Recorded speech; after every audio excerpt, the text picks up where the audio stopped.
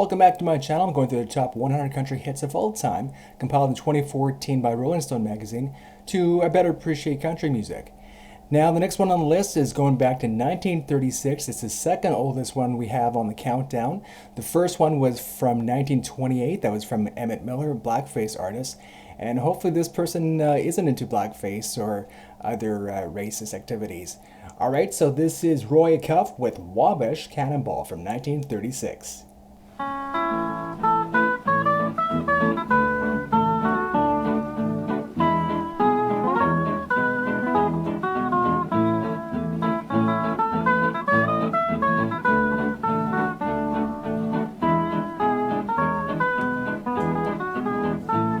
From the great Atlantic Ocean to the wide Pacific shore, from the clean old flowing mountains to the South Belle by the moor.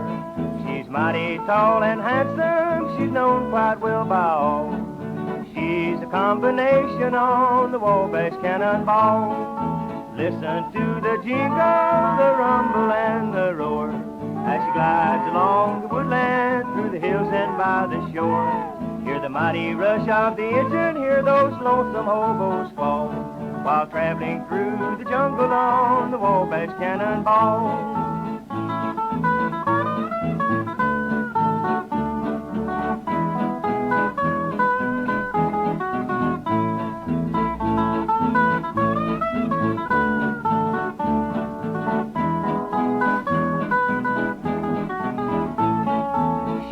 Down to Birmingham one cold December day. As she pulled into the station, you could hear all the people say, there's a gal from Tennessee, she's long and she's tall. She came down to Birmingham on the Wabash Cannonball.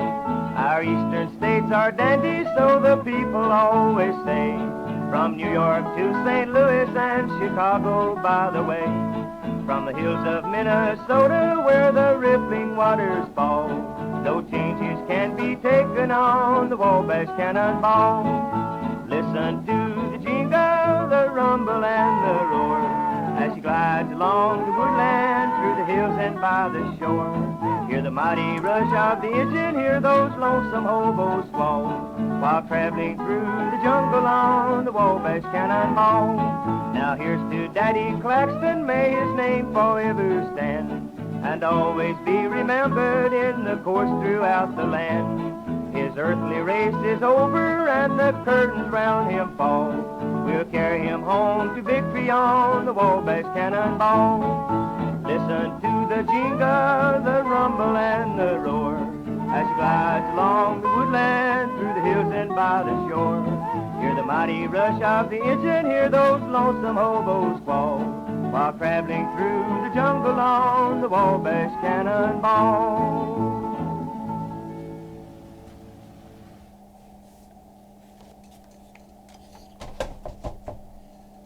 Alright, the banjo on that was pretty decent. I mean, it wasn't as catchy as that song from the 40s where it was really fast banjo for the whole time, and with that one I was like grooving to that one.